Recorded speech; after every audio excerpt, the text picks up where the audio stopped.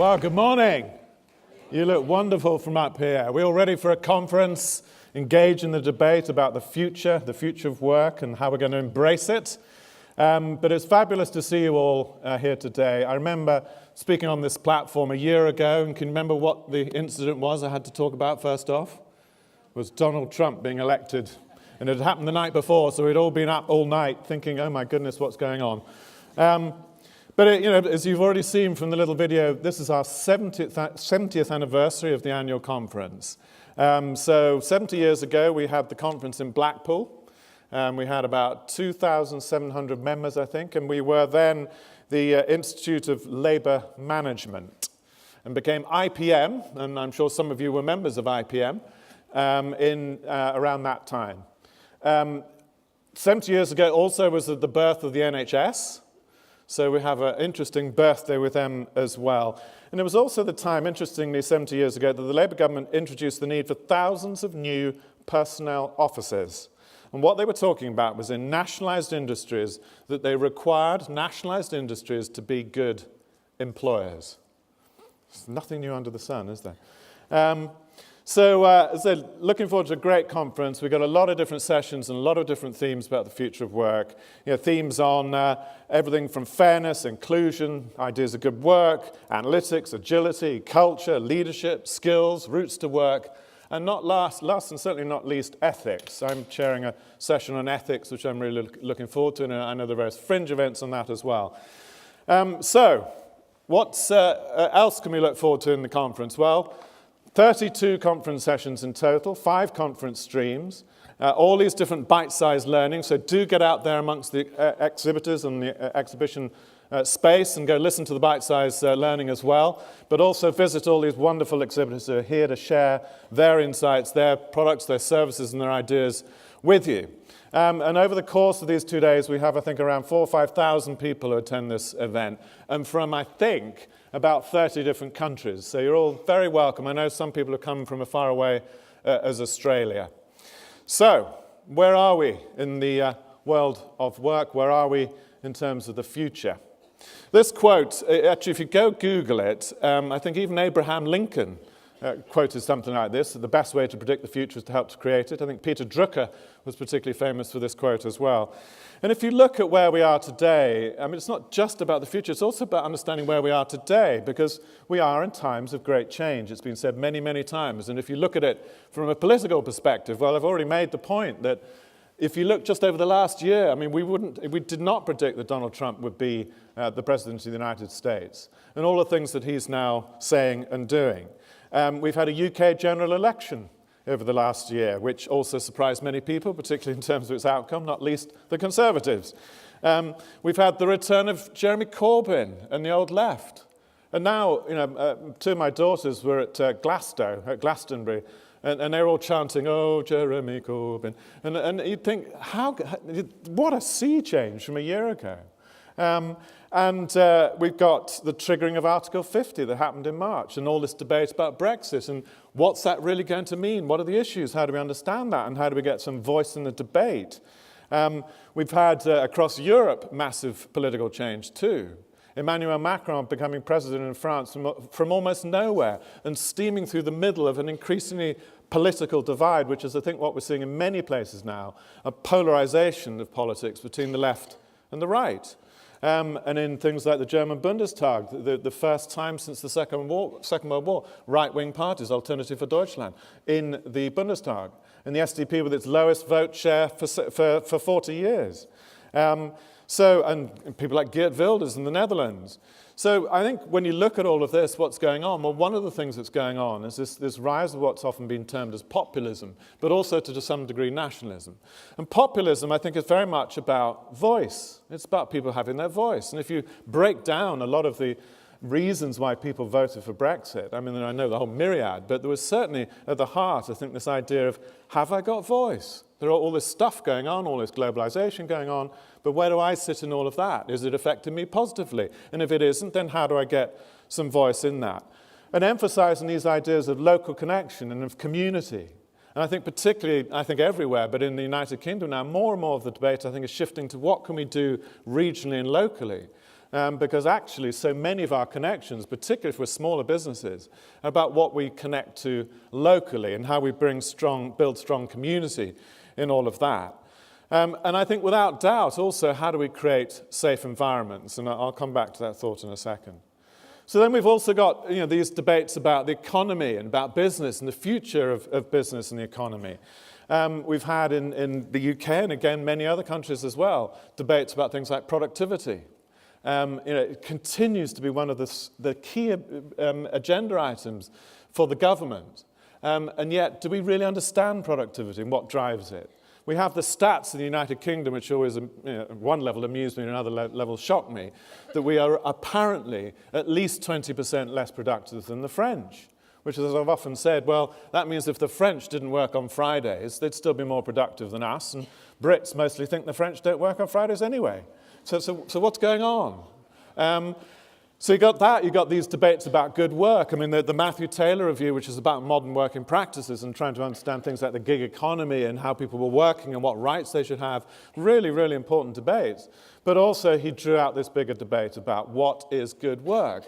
Now, that's not a new idea either. We've been talking about good work for a long time. Indeed, as I said, 70 years ago, the Labour government was talking about good employers and good work in nationalised industries. But it does feel that that is a debate that now needs to be very central in a lot of our agendas, because if you say what is good work, well, good work is about giving people voice. It's about making the most of their skills and capabilities. It's about managing them and supporting them properly. It's about making them feel safe. It's about helping them understand where they're going. Those are attributes of good work which we believe, and we're working on this as the CIPD, are measurable, definable attributes of work, and we should understand that, and we should drive those sorts of ideas through every organisation. And we're talking with the ONS and Treasury and others about those ideas. And how could we make business more transparent? And maybe we should have an aspiration that in business being more transparent, say, all right, what are you doing as an organisation to build truly good work? Also, of course, the ideas of inclusion. Now, all this terrible stuff that we've had on sexual harassment is not a new thing. But it is, I think, fundamentally about issues of how we create inclusive environments where people can feel safe, where they're respected, and whether it's sexual harassment or racism or any of these other things that unfortunately sit as undercurrents often in our societies, we have to make sure that the workplaces we're creating and supporting give safety to people and we respect people, and those are the really core elements of creating inclusion. And of course, well-being and engagement and all of those ideas also very much front of the agenda. And mental health, and the government is standing up to this agenda in this country and many other countries besides. We're talking about mental health in the workplace, about stress and modern life, of modern work, which incidentally also, if you said if we could create more good work, surely an outcome of good work would be it's less stressful. So well-being and engagement and pay and reward, fairness, ideas like that. So, again, we've been championing themes around things like more transparency on pay, and that we cannot continue in a world where executive pay just continues to grow, where average wages at best are flat, and in most cases in real terms are declining. And again, these are not just UK issues, these are global issues. And this breakaway that seems to be happening between economic growth and productivity and the growth of capital and versus how that is being translated or transferred onto the workforce itself. So all of those ideas, I think, do come together in this sort of notion that, yes, we're in a changeable world, yes, it's uncertain, yes, it's complex, yes, it's ambiguous, but at the very heart of so many of these ideas, we've got to really anchor and root in this idea that the heart of everything is people and how we treat them and how we grow them and how we support them and how we develop them. So, of course, the other big thing that's going on, and you're going to hear Martha talk more about this, and we've talked more and more as a profession about how technology impacts us. So I've talked about some of the social and political change, but of course, what's on many people's minds is what's going to happen with all this technology? What jobs are we all going to be doing? And are the jobs today going to be completely different from the jobs in the future? And are there going to be enough jobs? All those sorts of ideas. And without going into lots of that, I mean, Martha's going to talk more about some of these ideas, but I do genuinely believe we're at an inflection point with technology in ways we have not seen before. You know, the growth of digital, it's an inflection point. It's ubiquitous, it's everywhere, it's growing in terms of its capability, it's displacing work already. And we really do have to understand and embrace all of that. And indeed, it's impacting all these other themes as well. I mean, ways in which we can connect now using digital can help us create communities and can help us give people voice. So, as I said, you look at all of that and then you say, so what's our role as a function and as a profession? What should HR and L&D be doing with all of this? And how do we see our profession for the future? You've heard me say many, many times that I think there's never been a more important or more exciting time to be in our profession, in HR and learning and development and all the things that we do.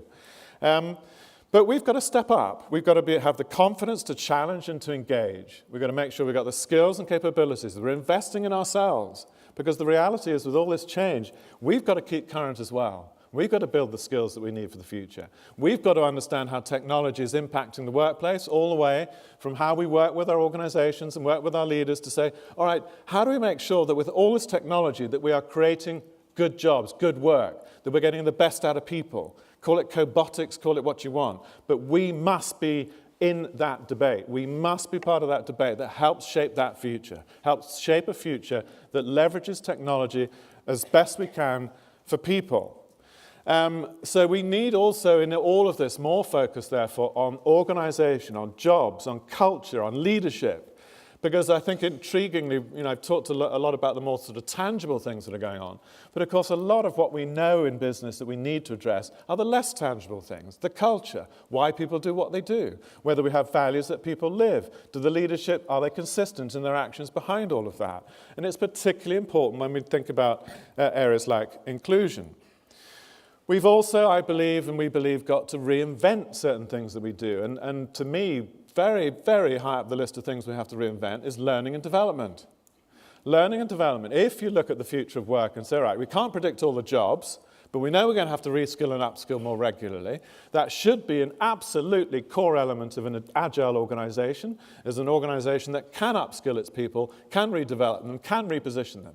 So the question we have to ask ourselves is learning and development in the right place? Are we doing the right things? Are we leveraging real understanding of science into learning?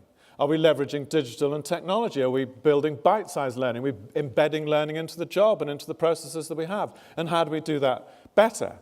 So we believe that learning and development is going to be one of those core capabilities and strategic capabilities for organizations, but not just organizations, also beyond organizations and into society. How do we create lifelong learning mechanisms that allow people to move on and develop their skills and move through different careers? So, as I said, when you add all of this stuff together, I think it is a profoundly important time for our profession. And the whole conference today is really about so many of these different challenges, so many of these different issues, and how people are addressing them and how they're seeing the opportunity that arises from all of that. And we have to work more collaboratively as a profession. We have to work more with IT and technology. I've already touched on that. We have to work more, and I've said for quite a while now, we have to make finance our best friends. If we really want to understand what's going on, the value drivers of business, which are so essential to us, well, guess what? Finance need to understand that as well. And guess what? Finance is not measuring all the right stuff either.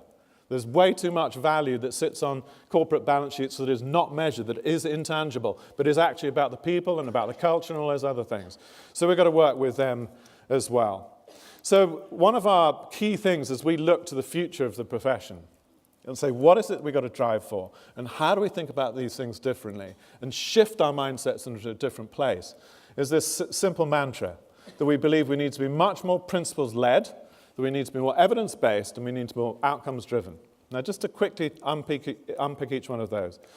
From the point of view of principles, and some of you will have heard me say this before, we have lived in a world too much where we think that we can control things by writing rules. The best way to manage the behaviors are not quite what we all want is to write more rules and then expect people will comply to those rules. But of course that doesn't always work, does it? And in fact we've known from the science of behavioral science and other things, behavioral economics, that actually that is not the best way always to get what you need out of people. Now we are not advocating that we get rid of all the rules. One of my favorite examples is if you run a nuclear power plant, I hope you've got a lot of rules. But Many, many organizations, we need to give more freedom of expression, autonomy, we need to trust our people more, and we need to build organizations and cultures that treat people like adults. And the rule-based environments that we've created in the past haven't always done that. So what would be good principles to drive from? Well, they could be principles like we believe in inclusion, we believe in good work. Then the question becomes, all right, so if you believe in those things, where is your evidence that you're doing it? What is it that you can say as an organization and we can say as a profession that we are doing that enables those things? And more than that, when we talk about evidence, we're saying also, what is the evidence that drives the processes and the interventions and the things that we want to do? So whether it's learning, what is the evidence, what's the science, what's the neuroscience behind the learning interventions that will help us ensure that we're getting the right outcomes? Where's the data that says this is the right stuff to do? And interestingly, this idea of evidence-basing and evidence-based professions is not unique to our thinking at all. There's a whole movement of evidence-based management. I've come across things like evidence-based teaching as well. Because if we're really honest with ourselves, a lot of work and a lot of way we thought about work, we tend to sort of follow fads and trends. And then you think, well, where was the evidence for thinking that the interventions we're now applying would actually deliver the outcomes we want? And then the third one is outcomes-driven. What are the outcomes we're trying to drive for? What's important? And are we asking and even answering the right questions? Are we trying to improve productivity? Are we trying to improve inclusion? Are we trying to improve engagement? Are we trying to improve well-being? And if so, and if those are the outcomes, are we measuring them? And are we really understanding that the interventions and the processes that we have are leading to those outcomes? So I think at the heart of these ideas, and this is what we're embedding in our new professional standards framework going forward, how we're embedding thinking in terms of the function and profession for the future, is based on those sorts of ideas. And it won't be a lot of very prescriptive stuff, because it won't be any longer in a world which is so variable about best practice. Because best practice has tended to imply, and I plead guilty to some of this stuff in some of my former life as well, that you write a manual, and as long as I've got the manual, then I'll just go do that. Well, it may be easy, but it's not always right. And what we absolutely know from all the context I touched on already is that we are living in a world where we have lots of different ways of doing things, lots of different business models, lots of different things that we can try and innovate on. And that's what we want to do.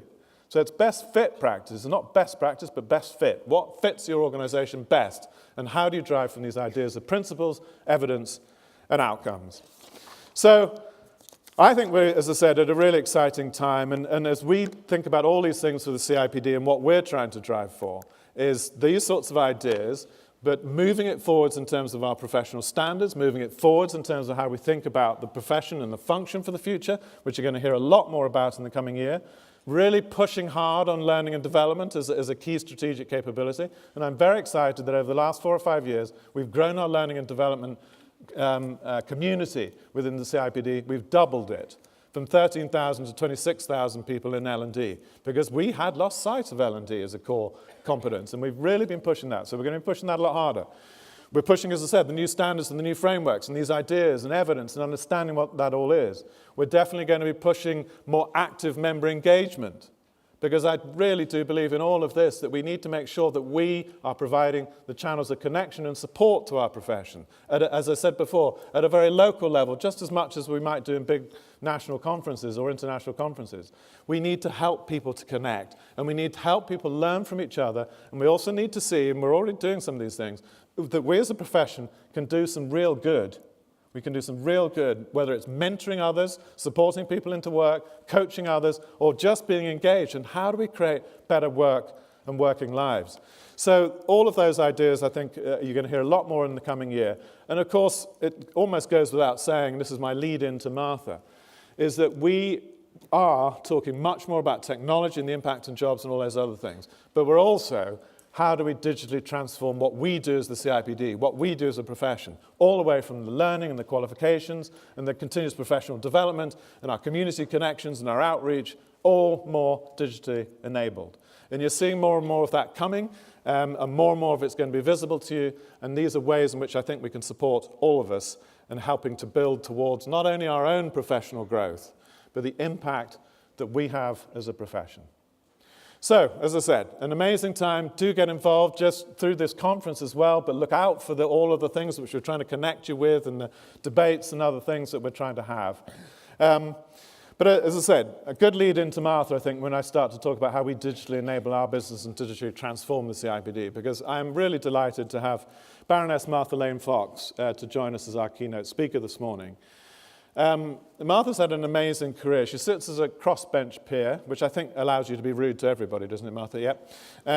Which is good, because we certainly need challenge on all sides. She was the youngest female member of the House of Lords in the United Kingdom when she became a baroness in 2013.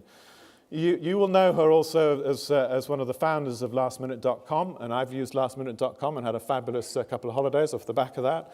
But today she's also Chancellor of the Open University, and the Open University is one of our key sponsors for this event. We do a lot with the Open University. She's a board member of Twitter. Breaking news. Okay, it's not Donald Trump being elected as it was last year, but breaking news today is that Twitter is going to allow us to go up to 280 characters. Now, isn't that cool? I don't know if it's cool or not, but it's kind of interesting, isn't it? Because actually, the 140 characters limit has made us get really succinct on things, often misinterpreted in our succinctness. But anyway, breaking news, I think at some point Twitter's going to allow us to do that. So Martha sits on Twitter's board, as I've said, and she's sat on various boards, including Marks and Spencer's and Channel 4 in the past. So, but I think the things that Martha's best known for now is being, she had the role as UK digital champion. She's a massive advocate of understanding what is going on in the future, of building the kind of digital skills, digital understanding, and digital awareness that we all need in every walk of life. And through that, to fight for a fairer internet. And I think those are really, really interesting ideas that relate to us too. How do we make sure that in all this stuff, we don't disadvantage people, but we bring people with us and give people opportunities? So Martha, if you'd like to come up and join me, I'd like you all to give her a big round of applause.